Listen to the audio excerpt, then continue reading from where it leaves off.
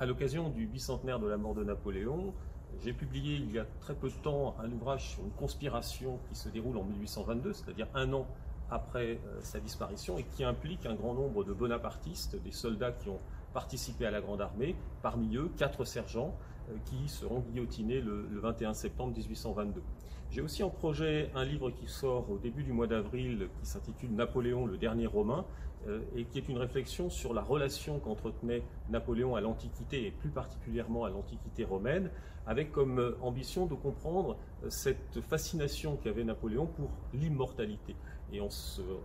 retournant vers les empereurs romains, finalement, c'est aussi une façon de se pérenniser et de pérenniser sa mémoire.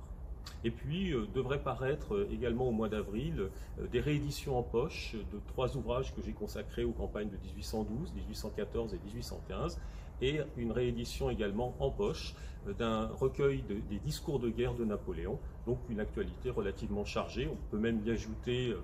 un numéro spécial de la revue politique et parlementaire consacré à l'héritage de Napoléon que je coordonne, et de même pour la revue de l'Institut Napoléon qui prépare également un numéro spécial sur le bicentenaire de 1821. Le bicentenaire de la mort de Napoléon a l'avantage de nous replonger dans l'histoire napoléonienne, avec un certain nombre de polémiques qui ne vont pas cesser, j'imagine, pendant les mois qui viennent, mais qui d'une certaine façon nourrissent le débat et permettent de réfléchir sur ce que l'on sait aujourd'hui de ce qu'a fait Napoléon. Les recherches se sont poursuivies depuis plus de 20 ans, c'est-à-dire depuis les débuts du bicentenaire, on peut dire 1996 ou 1999 selon que l'on prend la campagne d'Italie ou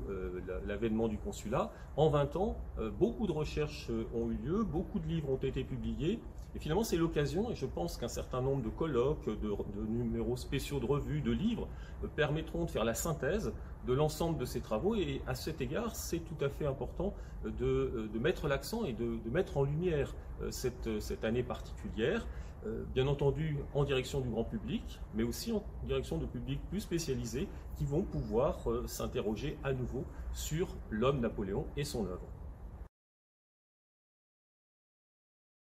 Alors Napoléon est un personnage historique hors du commun, incontestablement, et travailler sur Napoléon, ça fait presque 30 ans que je travaille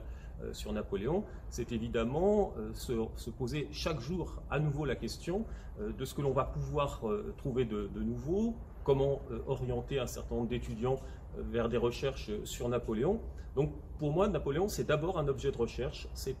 un objet de travail. Évidemment, quand on travaille sur Napoléon, on ne peut pas rester indifférent au personnage, tout en étant conscient des côtés positifs ou négatifs, pour faire vite, qu'il porte. Mais pour moi, c'est d'abord un objet de recherche, un objet d'étude.